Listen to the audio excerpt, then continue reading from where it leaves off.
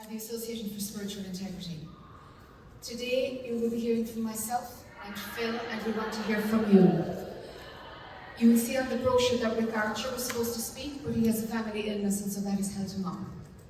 He won't be here today.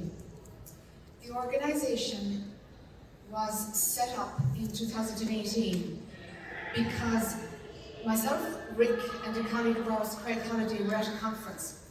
And the theme of the conference was something spiritual, nothing to do with human rights or abuse of power, but yet three of us spoke about the ethical crisis among spiritual leadership. So we got together. I was like, hold on, this is strange. Three of us are talking about the same topic, which has nothing at all to do with the theme of the conference. So we had lunch together, and the Association for Spiritual Integrity was born out of that lunch meeting.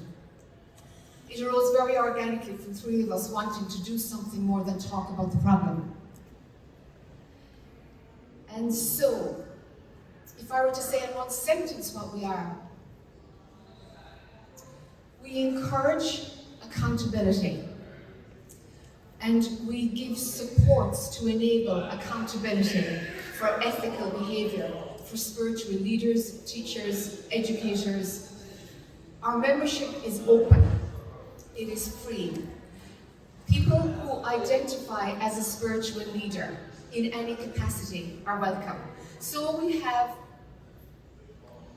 pagan instructors, we have yoga teachers, we have coaches, we have rabbis that make up our almost 600 membership without any advertising.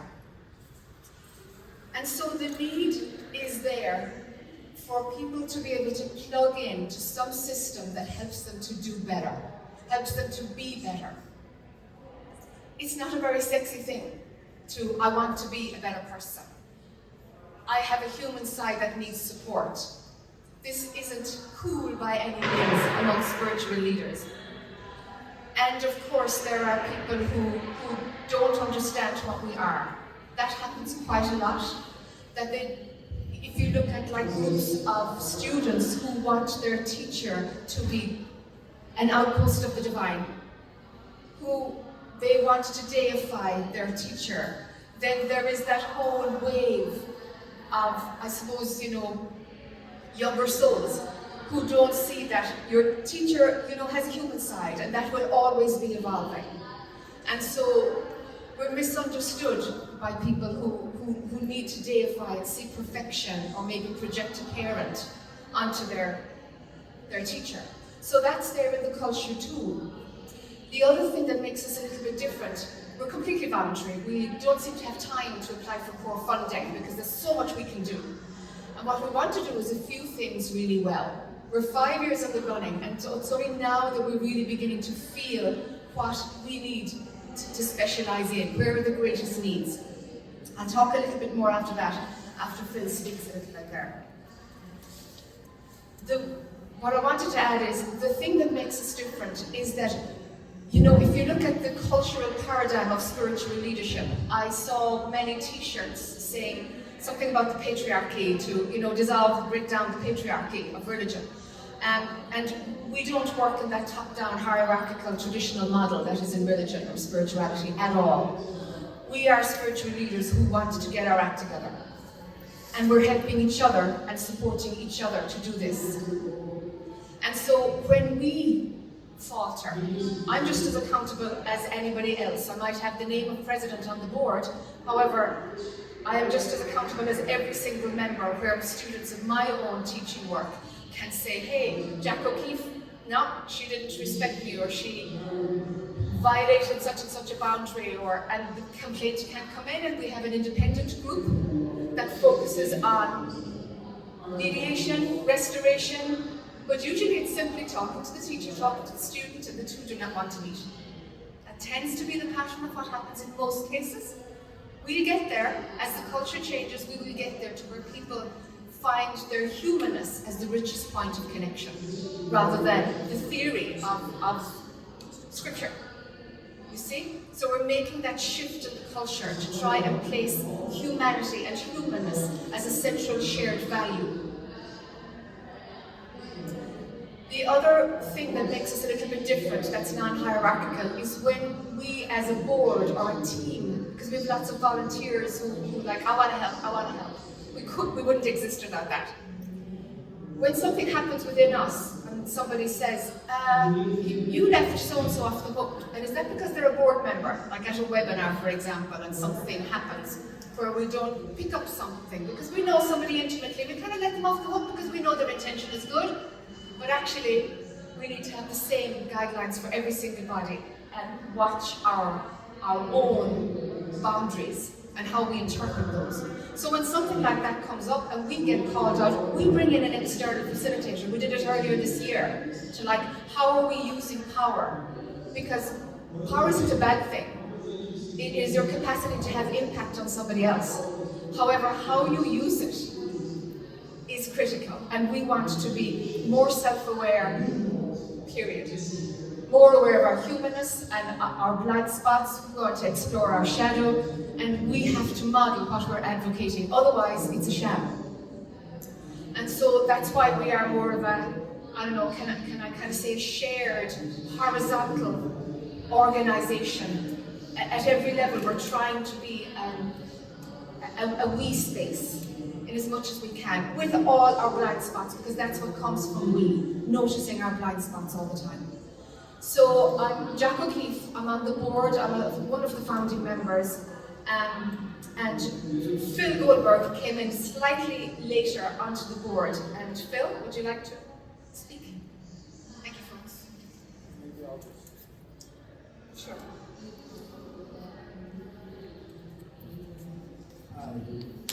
Thank you for coming. I hope the external noise isn't too disturbing. You're able to hear us okay? Because I'm not. I came aboard a couple of years ago because Rick, who's not here, is an old friend of mine, and I knew what ASI was doing, and better? Okay.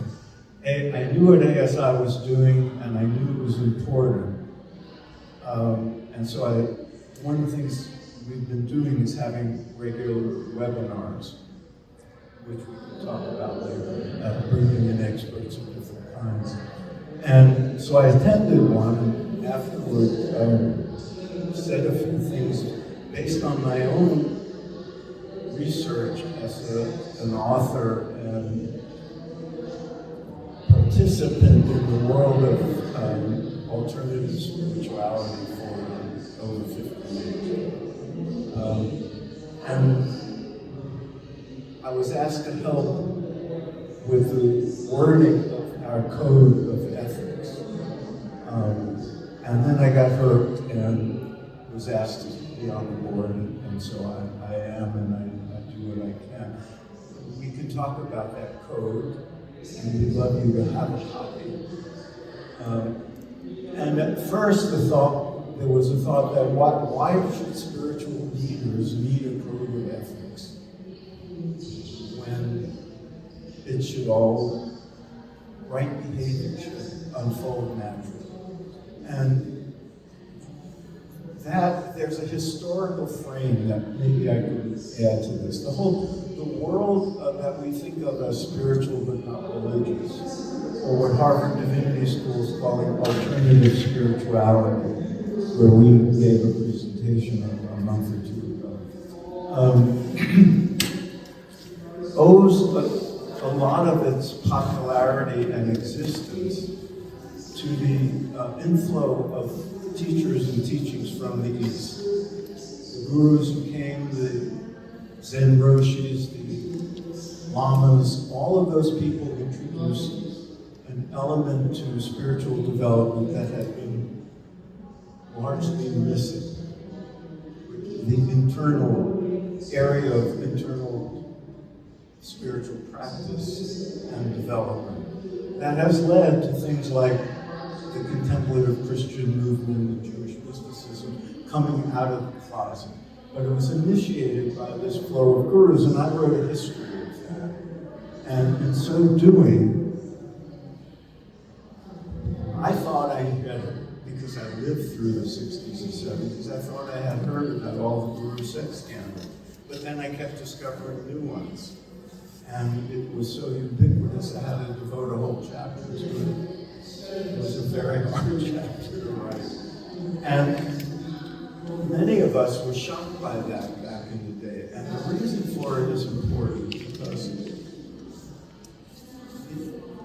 one of the assumptions of these teachings is that inner spiritual development, that regular spiritual practice, would unfold the best of us. And we would naturally be more loving and kind and generous and passionate in our behavior. And to a large extent, that turned out to be true. People became better human beings. That's why psychotherapists recommend these practices now, whereas 50 years ago it was wacky. And so people do improve. But if you take that understanding and experience to another level, it becomes, with ongoing practice, ongoing development, you get better and better, more and more perfect. And at higher states of realization, what in the East is called enlightenment or awakening, then there's perfection. And those people are so in tune with divine will, divine intelligence, with the flow of the cosmos, that what they think, say, and do has a level of perfection that's beyond the ordinary standards of right and wrong. And that's where things broke down.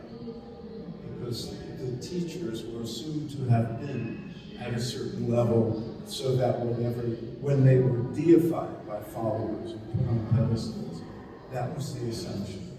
And the other assumption was that we would all attain that ourselves. So there was an incongruity when those teachers who were thought to have a level of perfection misbehaved and did things that by ordinary standards would be egregious and unethical and damaging and wounding to people. So they were rationalized that we can understand that in our lower level. There's a certain perfection in that, and what they did to those people was therefore a blessing. But after a while, the cognitive dissonance got a little too hard to deal with, and so everybody involved in that work went through turmoil, and thinkers started to try to explain this. All of which is to say, when I was writing about this, the book I'm referring to came out in 2010, I thought, well, we've learned all those lessons, so the seekers coming along now won't make the same mistakes. And it turned out not to be true. There's new scandals erupting all the time. There's misbehavior among the descendants of those groups, the independent spiritual teachers, which are the focus of ASI's work. This vast network of people who are not connected to a lineage or an institution where there might be some accountability. And we all know that even in institutions, there's often not accountability. We all know those stories. But in the world of independent teachers, unaffiliated teachers, they too get beautiful, and they too take advantage of their position on pedestals. And it keeps happening repeatedly. And the same rationalizations, the same excuses keep coming up. Hence, to her on eternal credit, Jack and her colleagues started ASI to address these issues and say, well, you may have this very high level of consciousness, but you're still behaving like a jerk and you're hurting people and you're still human and you still have karma and you still have a personality and you you still can make mistakes. And therefore, things like adhering to a code of proper behavior and ethics is not beneath you. And we should all be doing that and all embrace that. And there should be systems, some mechanisms of accountability for when people, especially people who say, yes, I'll sign on to that, then go and sexually abuse a follower or misappropriate funds or do any number of harmful things. So that was a big part of the rationale for it. And the thing that it has to be wrestled with is, among many other things, this seeming disconnect between the truth that spiritual practice makes for better human beings. I've gone to a number of events here and I keep thinking they're missing that piece. If having a global ethic and having codes of behavior and right conduct were enough, the world's problems would have been solved 2,000 years ago. But so inner development does matter. It does make better people. Spiritual practice makes for better people. But perfection is a whole different story, and proper behavior still has to be something one thinks about and educates oneself about and holds oneself to. And that's a great deal of what we're about here. And I'll leave it to the professional psychologists and philosophers to reconcile. And there are many attempts, and many good ones. I don't want to get too theoretical about why higher states of consciousness and unfoldment of inner divinity can still lead to problems, maybe even cause problems if your ego is a little inflated by the status of things, which isn't supposed to happen, but it does. I'll end my intro with that. Turn it back to Jack and you. It took us 3 years to refine the code of ethics. And I'm using the word refine loosely because it's open to ongoing change and suggestions, and it has to be constantly evolving because we are constantly evolving as a race, I would hope. Yeah. And so we did extensive consultation in order to try and find what is appropriate for our sector. We didn't know that we would be attracting more unaffiliated spiritual leaders than those who are connected to lineages and organizations. But the trend is the ones who are not connected to organizations are a lot more aware of the need of support. In organizations, the tendency, and I am generalizing here, I realize, the tendency is to be able to hide behind the role or the institution, or there's always somebody else higher up the ranking who can kind of take the flak if I screw up. So there's more of an opportunity to hide there. At the same time, we do have a chunk of members who've come from institutions and organizations, but when we look at this unaffiliated and non-lineage-based teachers, with the rise of social media, there was a whole new cultural shift where celebrity status is more potent than divinity status. And so if one is an effective influencer and has a little bit of a glimpse of the spiritual experience and something is seen, very quickly creates a website as a spiritual teacher and becomes a spiritual teacher. Very quickly. It's extraordinary. One glimpse. And somebody would say, oh, you should be a teacher. This is the world we live in. We have influencers who are spiritual teachers. I have a friend, Scott Edelstein. He's written some books, How to Find a Spiritual Teacher, Sex and the Spiritual Teacher, among others. And he's currently doing research on narcissistic personalities in a university in LA. And he has found that at least 15% of all spiritual leaders have narcissistic personalities. He has found that of all professions, spiritual leadership is where narcissists will go. Because the charisma is there, so you can have followers really quickly. The egocentric belief in yourself, the absence of humility is totally seen as being more godlike. So you can join the dots together. We have a lot of problems, and social media hasn't helped. It has given rise to great status being given, and power being given to celebrity status, rather. So what do we do with that? I don't know. But we started. So a code of ethics is the entry point to joining the Association for Spiritual Integrity. But the code of ethics comes with accountability, and it's useless without accountability. And as students of teachers who are members have come forward, we have discovered that spiritual leaders are often not trauma-informed, haven't had any psychotherapy themselves, don't have any ongoing support. Some actually don't even have friends who are not students. And so imagine if you are a spiritual leader, you don't have any pool of friends who are not students, and you are interested in being sexually active. Where are you going to go to date? Where are you going to go? You might imagine that you're a little bit above a dating app. Many do. I couldn't do that. It would show that I'm human and I have needs. We can't go there. We're being a little bit facetious, but that is what we're looking at. And so we have the absence of friends who are not teachers being the source of sexual abuse. Power differential that is insurmountable between a teacher making a pass at a student.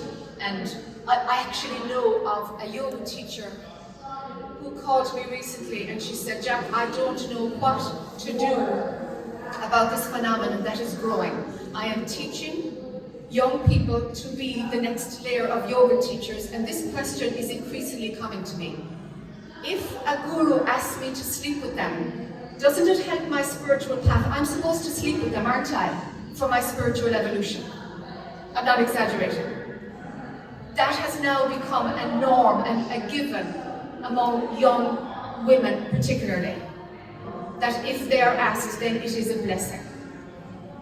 That's the crisis we're looking at. That level of abuse of power. It's kind of shocking. So some days, it's like this is Mount Everest of issues and problems, and where do we start? But we have to start somewhere, and accountability is part of it. We need to educate spiritual leaders. Yet many spiritual leaders believe that they don't need education because I sit in presence and it comes, and if I have a question, I bring it into the silence and it disappears. And if you've been doing that for 20 years, you kind of have forgotten how to reach out and say, actually, maybe I need psychotherapy. That is so far from your world and your value system that you don't do it. You simply don't do it. So the toxicity is built in such a way that it's perpetuating itself.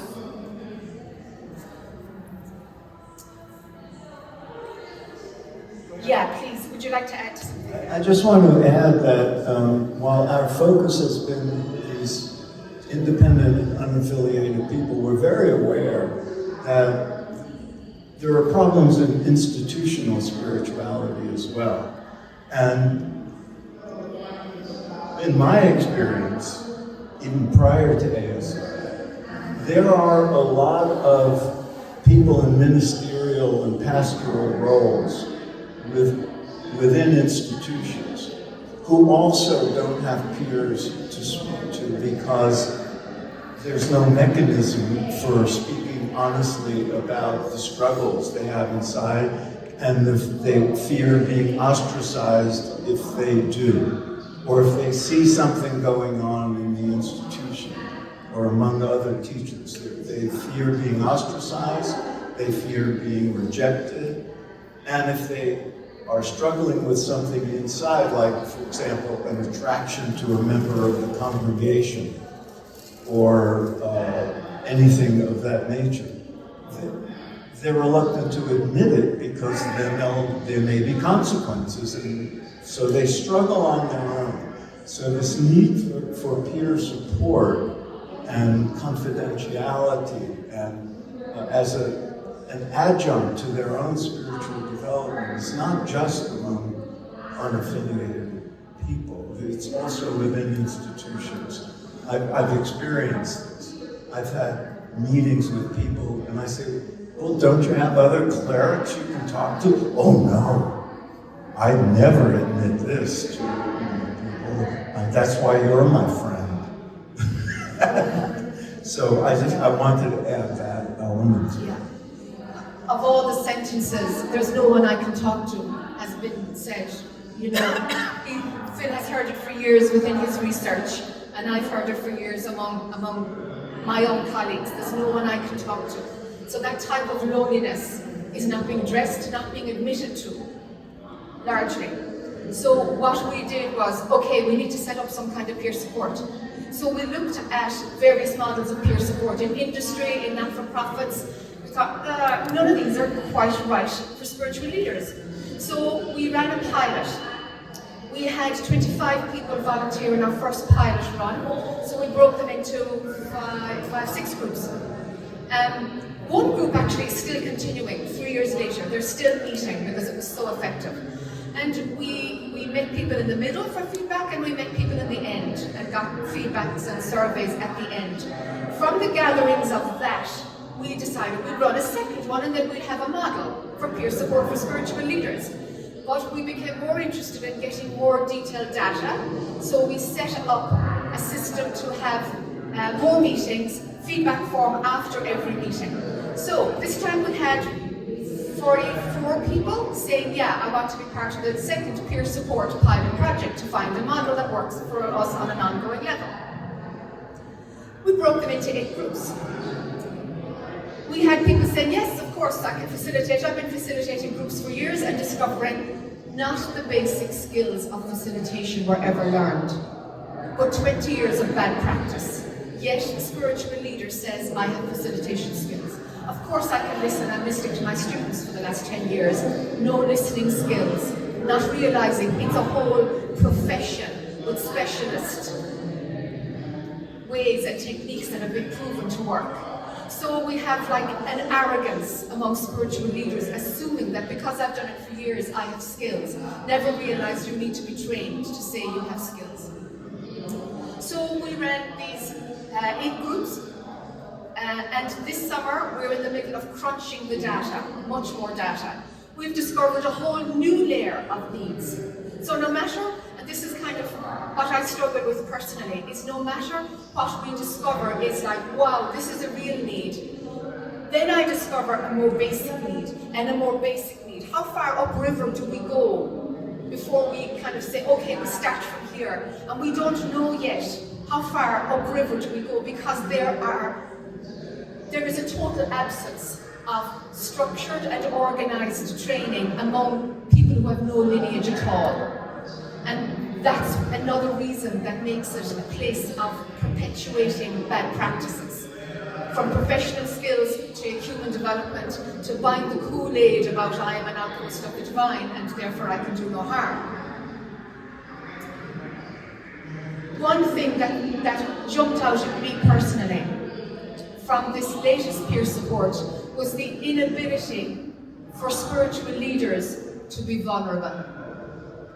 Not only did they not know how to be vulnerable, if they hadn't trained as a psychotherapist, pretty much most, at least 80%, did not know how to be vulnerable, were scared of being vulnerable, and some were trying to learn how to be vulnerable during these 8 to 10 meetings.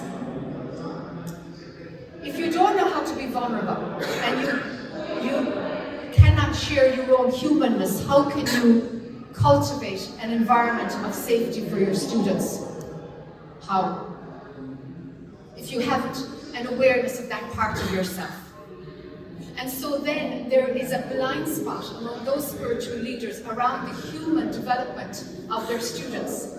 So how can the emotional maturity of the students be cultivated? It cannot, because the emotional maturity isn't there for the teachers themselves. And so we are looking at students who are going through the ranks, will be endorsed as teachers, as this current wave of unaffiliated teachers, who have never looked at their own emotional maturity, who don't realise that they need support for themselves as people, as an ongoing thing. So let's push it under the carpet. Yes, I see a hand up. Is it gender related? Is it gender related? No. No. Would you like to add to that?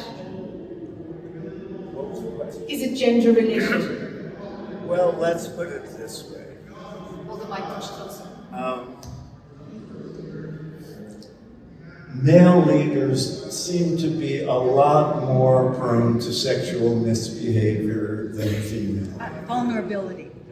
The vulnerability factor probably is. I would think there's a certain macho factor in being a guy who's adored for his charisma and ability.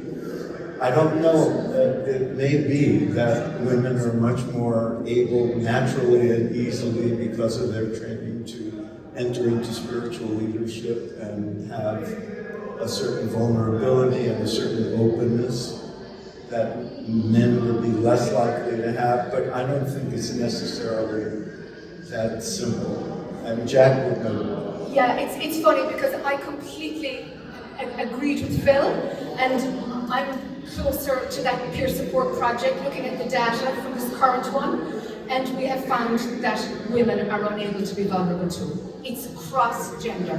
The vulnerability is cross. There's no gender-specific thing there. One other thing that we should mention, most of our leaders, our membership, as Jack said, is free of anybody who identifies as a spiritual leader can join and say, I agree to observe these or similar principles. But we also have institutional membership that we added so that organizations can become institutional members of ASI. So I wanted to make sure, those of you who have such affiliations, we really welcome that, and so to demonstrate there's broad-based support for such things. And our membership is global, which gives us an interesting cultural viewpoint also. And we have found, now this is just from example, I can't say the specific data, maybe it's a coincidence. However, something that has caught my attention is that students from the US, they tend to be more buying the Kool-Aid, knowing that there's something wrong, but not knowing what's wrong.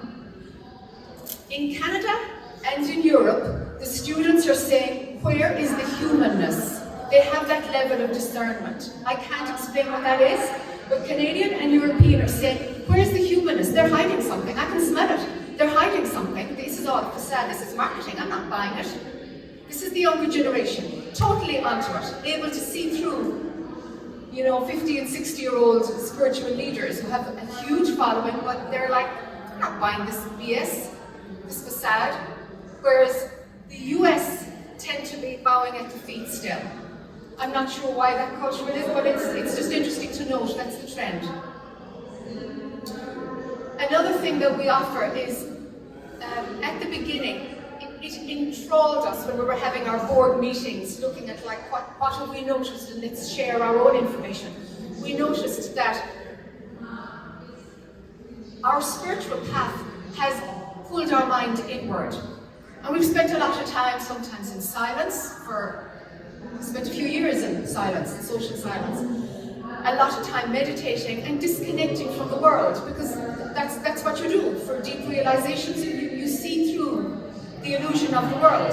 And so how can you take it seriously? So you dial out. You stop watching the news. You stop keeping up with things. And while we were going within our sector, spiritual leaders, we missed industry going ahead, creating law around sex trafficking, around sexual harassment, around what human resources were doing around respectful boundaries. We missed it. We're way behind. And as a result, spiritual leaders with wisdom are rarely involved in critical things around helping our planet. Why isn't working with our planet part of spiritual leadership? Like, we're in bodies, like you need food to have a body. Isn't it kind of an automatic thing to weave in protection of our planet? But it's not. And the traditions of going within have encouraged us to be a little bit too disconnected from the outside world. Now, that was appropriate when we had ashrams and institutions, but this wave of independent spiritual teachers, unaffiliated, that is becoming more and more the populace of spiritual leadership. We don't have supports, access to the outside world. We don't have checks and balances of like, how do you now connect with the outside world? Or do you want it both ways? You're in the world of the world, however, you're not up to speed with codes of good practice that are of the world. And this is what we found. It's like cherry picking. You know, I'm in the world, I'm not wearing a robe, therefore I'm very cool, I'm one of you. However, I'm not up to speed with basic human needs and human rights. So there's these complexities that are layering themselves. How deep do we go? It's huge, the amount of work that's to be done so that we can change the paradigm of spiritual leadership for our children, really. We're noticing these changes, and I'm driven by something. We all are in the ASIs, that we have to do something. We can't sit by and let beautiful scripture be misinterpreted in this way and lead to bad practices, to where there is no respect for even law, because this is above the law. I've heard spiritual leaders say. Yes, would you like a microphone, or would you like to come up? I can project. Great.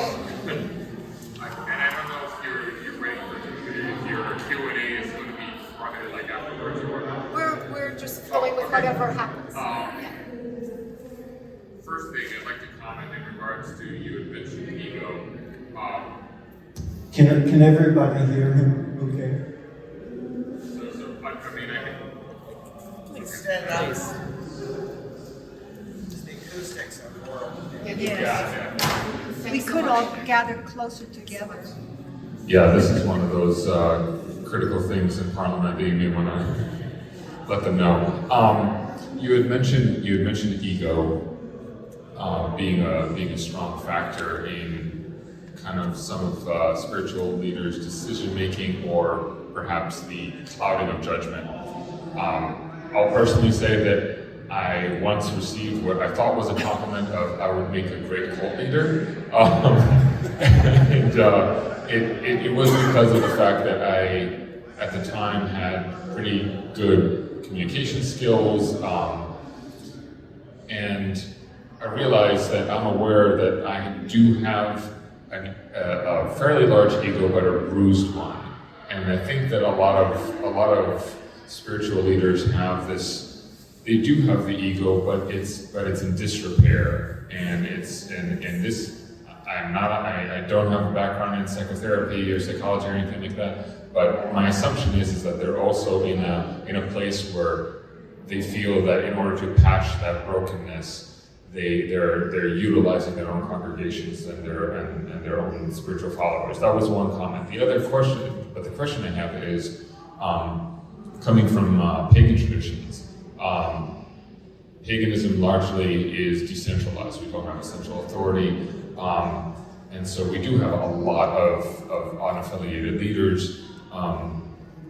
And there are some organizations, including my own, that we do have a clergy program, and I'm one of their clergy coordinators. And so we're crafting our program from scratch, and we do have a section in our clergy manual regarding mandated reporting, and we do have our own code of ethics. Does ASI provide any sort of training or a program for organizations that they can adopt in order to then disseminate into any of their spiritual leadership programs? Yeah, great question. I would follow you. Follow me to my seat. At the end of this year, we will have something specifically for our member organizations. And we want organizations to have a code of ethics. Use ours if you don't have one yourself. As long as there's a code of ethics with a system of accountability. Because the code of ethics is just, oh, this sounds lovely, but you know, with the code of ethics, it's asking you to up your game. And so there has to be checks and balances. We're working with the Right Use of Power Institute. It's a fantastic educational organization in Boulder. And I've studied with them over several years now. We're working with them for them to create a course around the right use of power within organizations. And their content is really good. That can be rolled out, I'd say, this spring, I'm hoping, for organizations, yeah. I would add to that, that's aspirational and it's something Jack and others are working on, but we would also welcome the input of organizations like yours so we could learn how successful programs have been instituted in other organizations. We were just at the Harvard Divinity School had this conference on use and abuse of power and what they call alternative spiritualities. And while we were there, we presented, but there was a lot of wonderful input from other people, and we learned a great deal from organizations, people representing organizations about how they're working with this and how they are instituting programs so congregants and spiritual students can make their voices heard if there's something coming up and how people. So we have a lot to learn as well, and we welcome institutions and individuals who can contribute. One thing we started doing from the get-go was having webinars about every 6 weeks, because we were wondering how are we going to get experts from fields that we would have known about if we were in the industry or we had a different career. How do we get input to solid information to a group of people who think they know it all? You know, what do we do? And so we have these webinars. So like our last webinar, just a couple of weeks ago, was with an attorney who specializes in supporting women who have been sexually abused by spiritual leaders. And we've had Black Rights Movement woman speak about DIBE and what we should do in order to make our congregations less homogenous, less white, really. And so we're bringing in education in this way into a community setting. So the way we have discovered works is that we bring in an expert, and 6 weeks later we have a community discussion, and then we bring in an expert and then we have a community discussion. So that we're creating a sense of belonging and getting the culture of our membership used to having peers and asking questions. And we do have this thread of talking about our shadow, trying to encourage talking about our shadow. Yet, in every webinar, we will have somebody who says, why are you doing this? Why don't you just sit in presence and these questions disappear? And there's the spiritual bypass. You know, it's like, there it is. It comes up every time. I think it comes up every time, actually. There's always somebody. There's always somebody in our live meetings who, like, cannot see they're advocating bypassing. But it's beautiful, you know, nobody calls them out. It's like, there it is. That's part of our culture too. You know, so I use it as a reminder to, like, do not bypass, Jack. Do not bypass. Don't use any scriptural text to negate or cancel any human emotion or question or person expression. Let there be space for all of it. It is holistic. Integrity is what we're about. Wholeness in every aspect, you know? Yes, you had your hand up for a while. Would you like to come up to the mic? Thank you. Yeah, I'll bring it. Oh, okay. Yeah, thank you, sir. So I'm a sociologist, and I have a couple of responses to what you're saying. First of all, it's very good. I agree with you totally. There needs to be accountability, and and clearly in many places there is not. The moral conduct, the moral code, I think is also a very good idea. What I kind of am questioning is there is a trend I'm a sociologist. There's a little bit of academic conflict with psychologists. And all of society, it seems, has adopted all the psychology rigmarole, let me put it that way. And I'm a sociologist. Sociologists don't go for any rigmarole. So so my question is, it's not really a question, I guess I'm kind of, well, maybe it is a question. But I do have another topic about charisma. I'll come back to it. So my question here is, if things become too rigorous, too institutionalized, or maybe that is my other question, then maybe we lose something. So in the study of religion, sociologists study of religion, there are groups who emphasize authority by tradition, by education, by ordained ministers, etc., etc. There is another tradition, which is the charismatic tradition, which is the spirit. So it's kind of like two sides to a coin, I think. You need the tradition, but you know what? We need that charisma, because that's where, and we need to get outside of the box, and we need to disobey all the rules, because that's where social change comes from. So if you put all that into a box, you're gonna be stuck. I don't know, that's my response to, I don't know if I have a question, but that's my response. This is great. Hang on to the mic for a second if you can, because we don't have a sociologist in our team, so I'm hungry to learn from you. I dropped out of graduate school. You dropped us in graduate school. Phil, would you mind going back and doing a little of that? So how do we, from your professional perspective, how do we avoid putting ourselves into a box?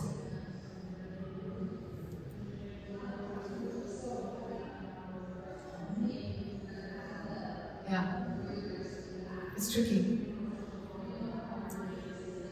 I think as a sociologist, sort of, it's kind of like the dogma of religion.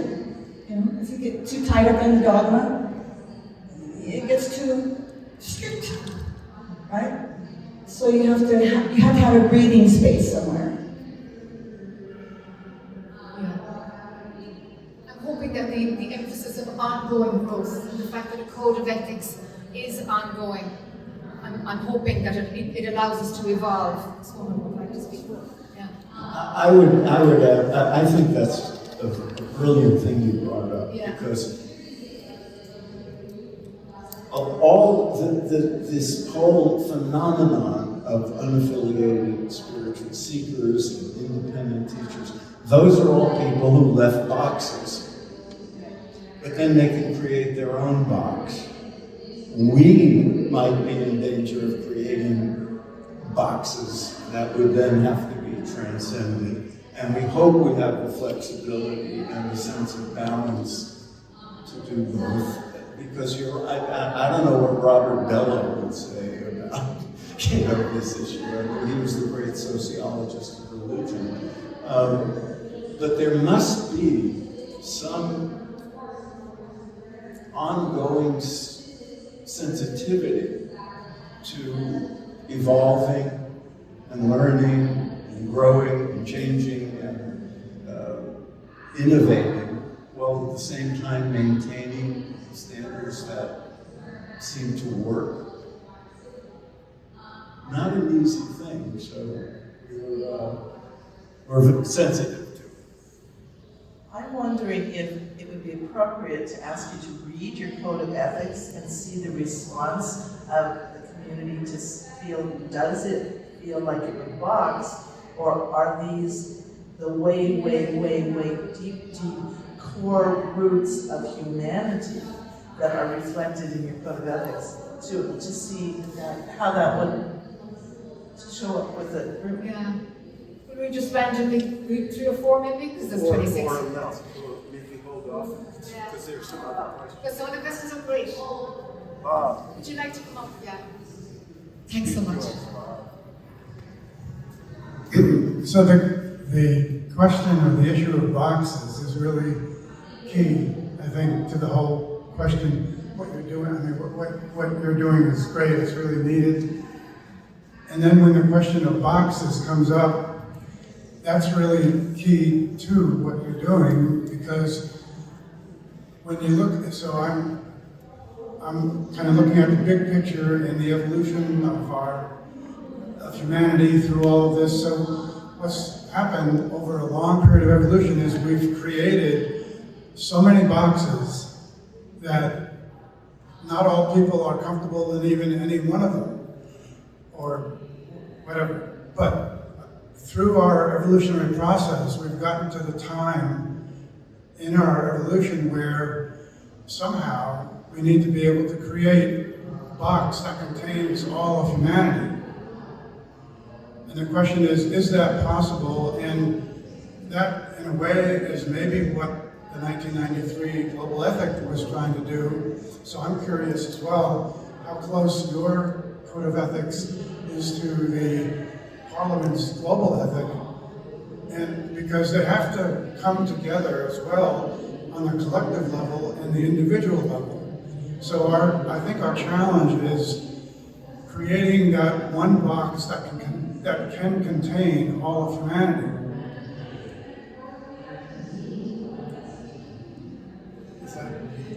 It just feels very aspirational from where I'm at. If I may be permitted a commercial, I have a podcast called Spirit Matters, and I interview people. One of my recent interviews is with Bob Atkinson, who you can tune in and hear more from. I think it's a great point. I think it's a great point, but I have to stew on it. Yeah.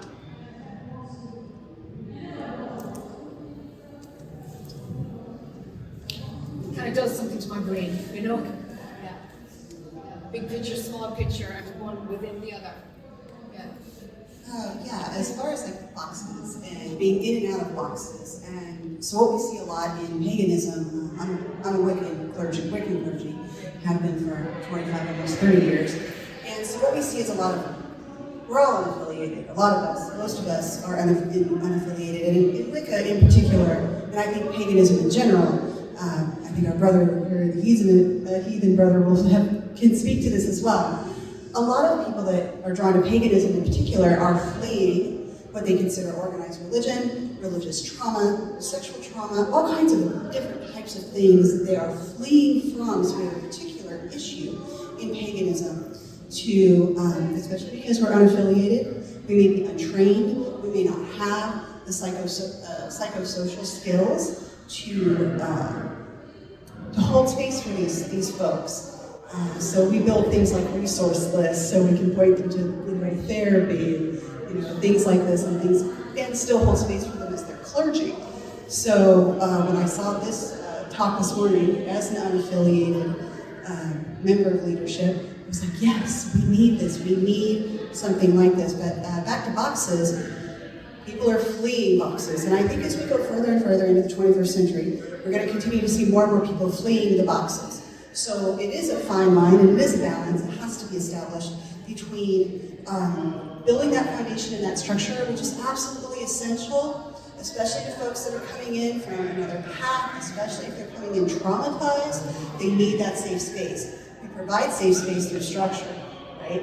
Then we need to let them still be able to go their own way so they flourish and grow and hold space for that. So here's a box, and here's a bigger box, and here's a bigger box, and then am I still your priestess? Because at some point, you become your own spiritual person. I think in the pagan community, at least, that's where we get into the danger area. We have a lot of people just going off on their own. We have a whole new generation of people that are saying, I don't need a teacher, I don't need priesthood, I've got TikTok, and I've got Facebook and Instagram, and that's where I'm going to learn everything I need to know. And that's a major, major loss, not just for those of us that are leaders, who know that we have wisdom, guidance, and leadership to share for seekers.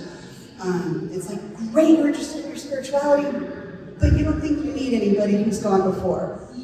Right? And for those of us who no longer have our elders, even though I'm lineaged, my elders are no longer here. So that we were speaking earlier about peers and things like that. So I think that we really do need to get collective as unaffiliated leaders, regardless of our religion or our spiritual path, and be here for each other. Yes. Because we got to figure out how to deal with these boxes, or lack thereof. Yeah. Thank you. That's wonderful.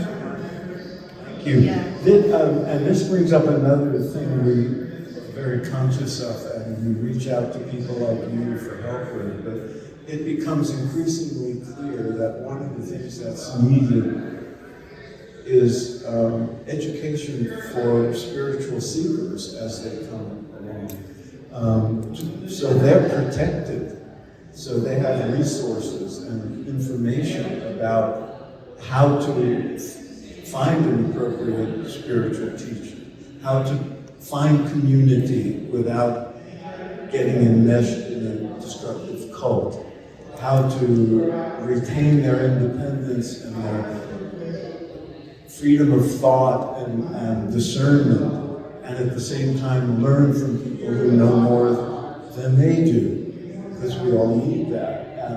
And so finding educational resources for this growing population of independent seekers and unaffiliated spiritual but not religious people is a very important task. It's not something we're equipped to do, but we would love to participate with others in creating such resources. So we welcome input on that level.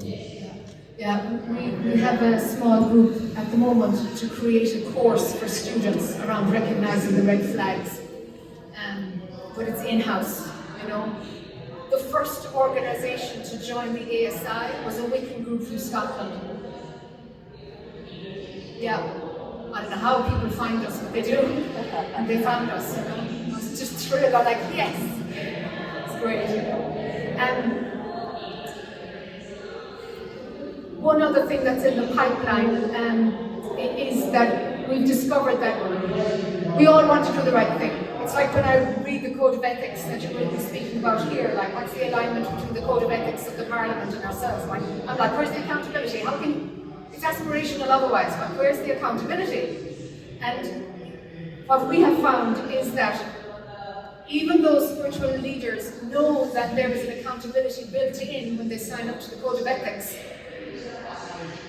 many sign up because, oh, this is a good thing. Of course I respect people's rights. Of course I don't abuse the power. Of course I don't, mix up seva, selfless service, with free labor.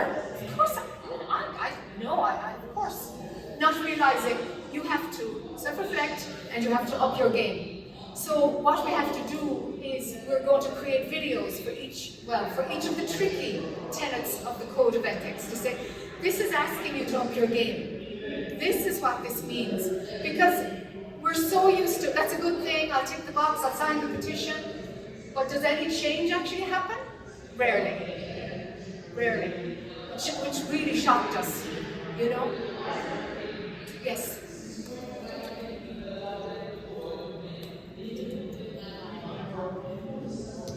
Hi, my name is Barbara, and I am an author, and I am wondering if you have any code of ethics on plagiarism or using people's phraseology, because I see this a lot in leadership, the spiritual leadership that's interested in language that works for them, and then you start seeing little memes pop up that are actually yours. Well, as somebody who's been plagiarized, I'm on board. I have seen my own words appropriated many times. It's not part of our code of ethics, but maybe it's something. It would be a really good idea. I love it. Yeah, I really love it. Thank you. Yeah, and maybe we can be in touch so that we could kind of suggest wording that we put it to the community. We always do community consultation if we're changing something as basic as our code of ethics. I think it's a great idea. I was asked to write an endorsement for a book once that was a complete synopsis of my first book. Yeah, I mean it was a synopsis of my first book. That was extraordinary. I've actually even been plagiarized or not just misquoted, but things lifted from my books into academic papers. That's even more egregious to me because they're held to very high standards. From your words, I'd love to hear more about what accountability is in your, because I agree with the concept, but I really would like to hear more description. Yeah.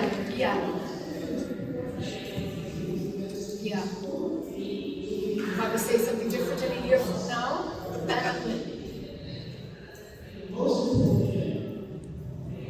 being willing to have others give their point of view on whether you're walking your talk or not.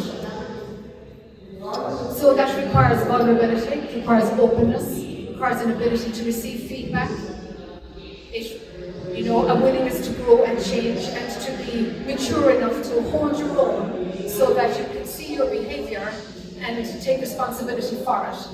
So it requires a certain emotional maturity, not always there. It's a difficult issue. I mean, we've struggled with this. We're not the AMA. We're not the American Psychological Association, where if a psychotherapist sleeps with a patient, we can impose sanctions of certain kinds. We can't de-license, some spiritual teacher who has a following. We can't do any of those kinds of things. So it's difficult. So we're relying on the goodwill of people, and maybe you can describe. Yeah, it's more a preventative organization, really. You see, so it's like, hey, it has to become normal for us to have others reflect about whether or not we're walking our talk. It has to become normal to receive feedback. And, like in the code of ethics, is be willing to set up a system of feedback and be willing to receive feedback. Does it happen? Rarely. We're very young at the same time, but Yeah. we've had complaints from spiritual. My teacher is doing this and doing that, but the teacher's not a member of ASI, so That happens a lot. we're even less.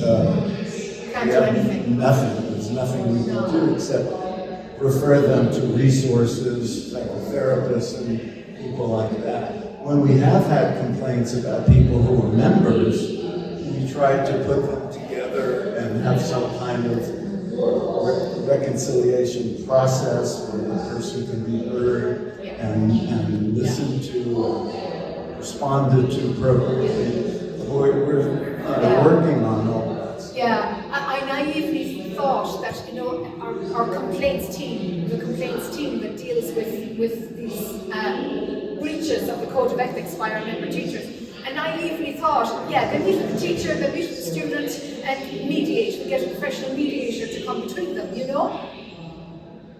Talk about naive.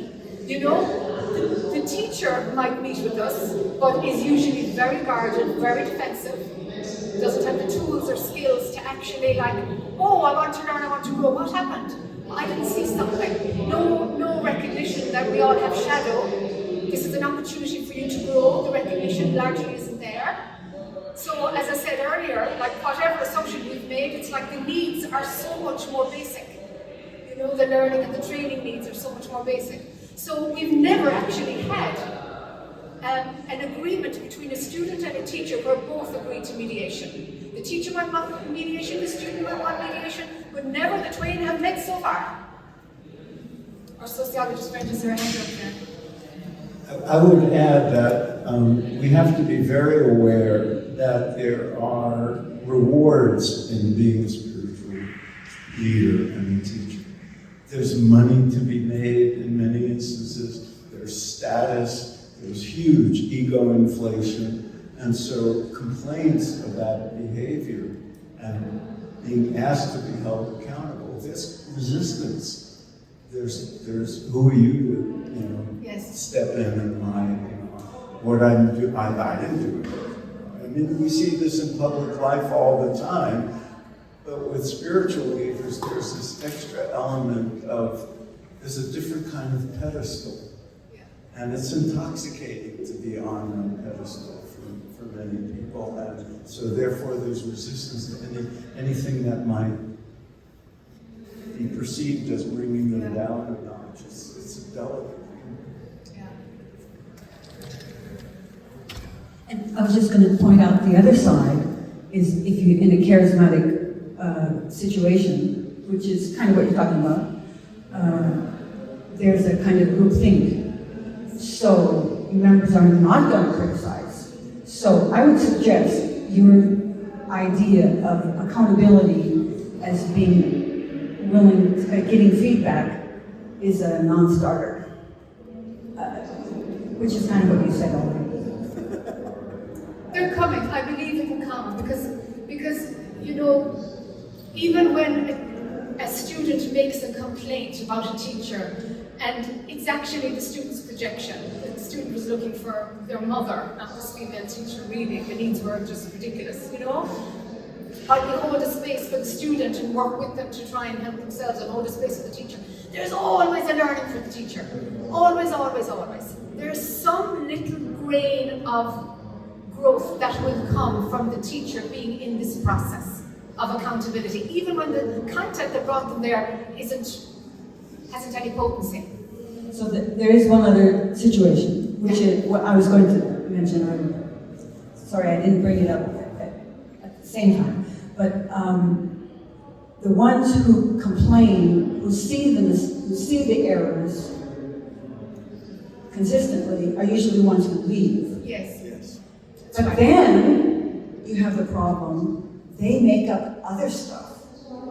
And they, as you were saying, yes. So then their complaints sometimes are unreasonable. Yes, that's right, that happens too. But I think with feedback, we need to make it, somewhere we have to bring in reflection, where we turn it into a hierarchical, into a wee space of where we're helping each other's human growth. And so if feedback, we offer model feedback forms for people to adapt and personalize them so that every teacher has a feedback form on their contact page.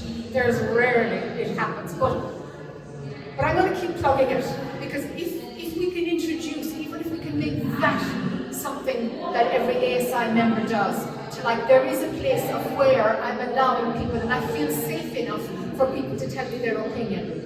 It can't be that, 10 people said the same thing. Is it still projection? Is it all projection? Maybe the penny will drop eventually. I'm hopeful.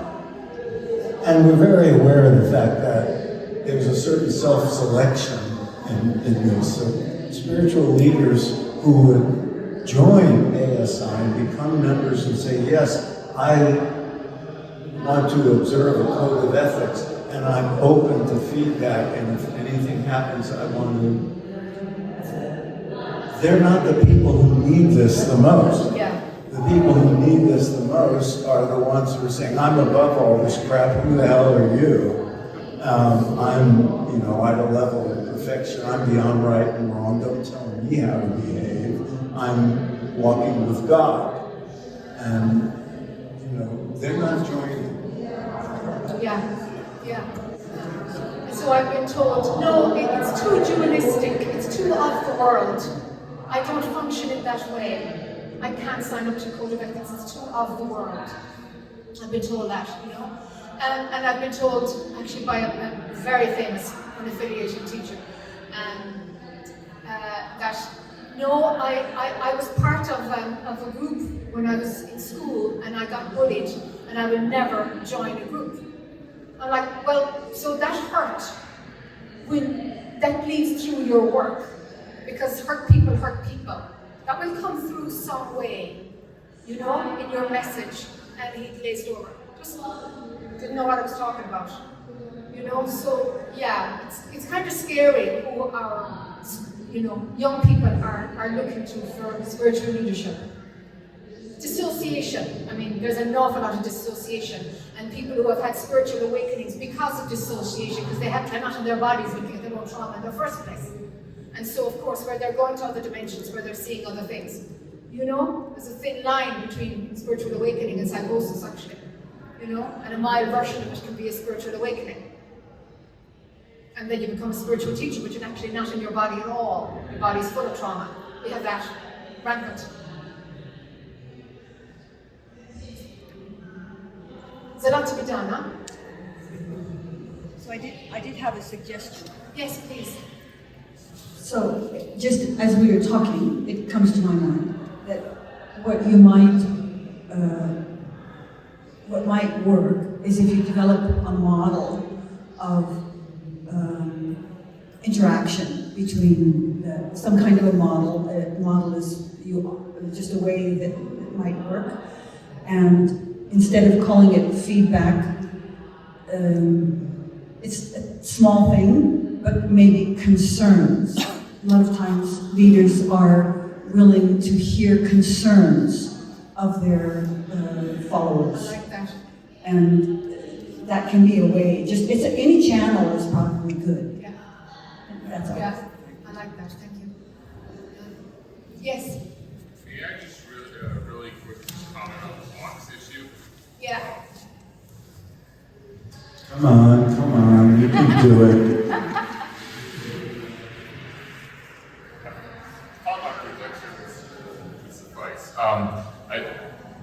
You had mentioned, and I'm sorry if I don't mean to like put you in the limelight right now, but you had mentioned that the idea of the charismatic tradition and the and certain spiritual modalities that encourage or even require the idea of charisma or whatnot, and I don't believe that this particular model necessarily goes against that or tries to kind of break down said box. It's more of like, if you are in that box, such as, and it could be any example, it would be, once you're in whatever box you're in, and whoever is in that box with you, make sure they're safe, make sure you're also doing what you're supposed to do. We all have abuse. There's always abuse of power, you know, the whole Spider-Man thing, with great power comes great responsibility. It seems to me that ASI is what you guys are trying to do is kind of like wherever it is that you live, you know, that spiritual home that you live in, make sure you have a strong foundation, things don't crumble, and if there are some cracks in the foundation, make sure to fix it as opposed to ignore it, because as a recent first-time homeowner, the biggest advice that was given to me, if you see something that's slowly deteriorating, don't ignore it, because more and more will pop up inevitably, and then you'll just find yourself in a crumbling home. And the last thing that I wanted to add is the idea of you had mentioned kind of like you have like statistics and data that you're trying to collate it. My mind is not geared for that. So my hope is that a lot of that information that is gathered in back of house, I'm hoping that ASI is able to bring it to the foreground in kind of like really sizable bite-sized chunks that allow people to kind of grasp at that data and kind of, you know, disseminate that also to their peers as well. So that if I, for instance, see somebody in my program who is in distress or otherwise unsure of certain things, that, you know, we can forward them to certain things. Like, I know that there are times where, you know, we instruct our clergy, hey, you know, if there are certain situations, for instance, when we have, if you're doing any sort of lay counseling, if you see those red flags of somebody is in, you know, speaks on particular traumas that are psychological, sexual, physical, we're not equipped. We, you know, at least in the United States, you know, we have laws that, you know, you have to call professional authorities, you have to, you know, sometimes you have to call 911, you know, and stuff like that. And so I want to make sure that the ASI's program, especially for individuals, allows people to also carry that information forward. I would also add that, you know, we have great limits. We have no financial resources, no staff or anything, but one thing we would hope to do in the future is use the website to be a kind of resource base. So other groups who have things to add, or if there are journal articles, if there are newspaper or magazine pieces that we can, or you know, links to other people's websites where this ongoing process of learning from one another that is so necessary that perhaps we can have kind of clearinghouse or resource base that we, so like if what you just described is codified somewhere online, we could link to it, and that could be part of the resource page. And just because this was requested, I'm just going to read random 3 from the Code of Ethics for Individuals. Treating students' questions, concerns, doubts, and experiences with respect, and never trivializing or dismissing their inquiries. Being honest and transparent regarding our professional business and financial matters. Not seeking or presuming exalted privileges or glorified status because of our role as spiritual leaders. Never abusing the trust of students to obtain sexual gratification, money, free labor, or other personal benefits. So we have, I'm conscious we have 10 minutes, we have some cards here that would be a place for you to write your suggestions. I would love to give you the opportunity to, like, I will watch this recording and gather your thoughts, but if there's something that, like, yeah, this would really help the organization, please send me your name and email if it's something I can follow up with, or just give us your suggestions, you know, and we have some literature here and QR codes so you can find us easily. And we would encourage you to go to the website and see what membership means. There's no obligation or charge or anything. We feel there's benefit in having numbers of people say yes to what we're hoping to represent individually and institutionally. Anybody have a problem with any of the ones Jack read? Thank you very much for all this time. Thanks for coming. You know, we had some trepidation about 8 o'clock in the morning, but we're honored that you joined us. May I add one more point, please? No rush. I served on the board of an organization which I will not name, and we went through a very long, complicated process to develop ethical guidelines for our leaders, and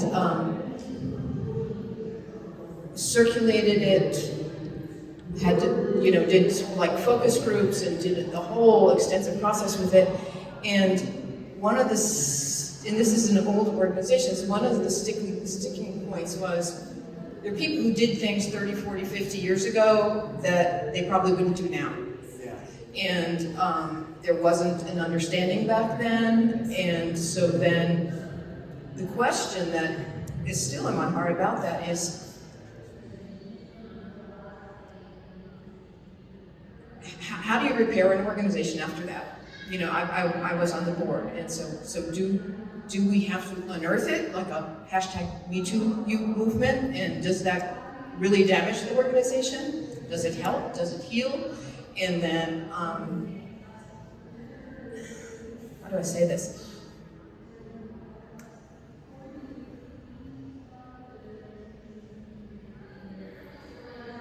I think one of the things that we came to is prevention is the best. And so peer relationships among the leaders, and the leaders to say to somebody, hey, really? Really? You're thinking of that? You did, you know? So I'm sorry I came in late because I couldn't find you, and maybe you already said this. But having, I mean, the problem of unaffiliated leaders who don't have peer support, and really, even small organizations, really encouraging the leaders to find a peer group to hold each other accountable because prevention, catching it early because once the damage is done to the individuals and the institution, or whether it's a small one or a huge one, the damage is done, you know? So accountability through peers who really hold each other accountable. And then, does it help to unearth the old stuff? I don't know. I'm still sitting with that one. Jack, you want to address Yes, yes, I would always go for unearthing. Deep, total, full honesty. That value is either central or not. And I was raised Catholic, so, whoa. Yeah. I unearth anything, expose whatever it is where there's pain. There's something about the ripple effect. Even if those who are abused are no longer on the planet, even if that's the case, there's something energetic about and freeing about changing the pattern for all. It's kind of like the butterfly effect. When we stop hiding our dysfunctions, we help everybody. And I would add that, first of all, I want to say we did address the issue of peer support. And if you go to our website, you'll learn what we're hoping to do. There's, at this very moment, I'm involved, and others are, with the unearthing of abusive behavior that happened 50, 60 years ago, just finally coming out about certain spiritual teachers. And that this issue of, is this just going to be more damaging? Are you going to re-wound people? That can be such an easy excuse to keep it buried that, and there's some validity to it. It's in the past, the person's dead, why bring it up now? Why, we've moved forward and all that. It's very easy to do. You see it happening in politics right now. And in spiritual circles, it's, why ruin the mission and all that. But I agree with Jack. If it's not brought out, it's festering, and it's there in the DNA, it's there in the bloodstream of the organization. People are burying it, people are not talking about it. The air needs to be clear, and if there is a future for these organizations, it will be on a different footing, as opposed to a fraud or a kind of massive denial. And that's the culture we're trying to change, from hiding and putting it under the carpet to what are the supports that are needed in order for it to be different. So setting up those supports is essential, because the goodwill to be more honest isn't enough, because we have no structures in our society to support that. And needless to say, I mean, one of the obvious points about that is if it's not unearthed, it's much more likely to happen again. It will. It has to. Yeah.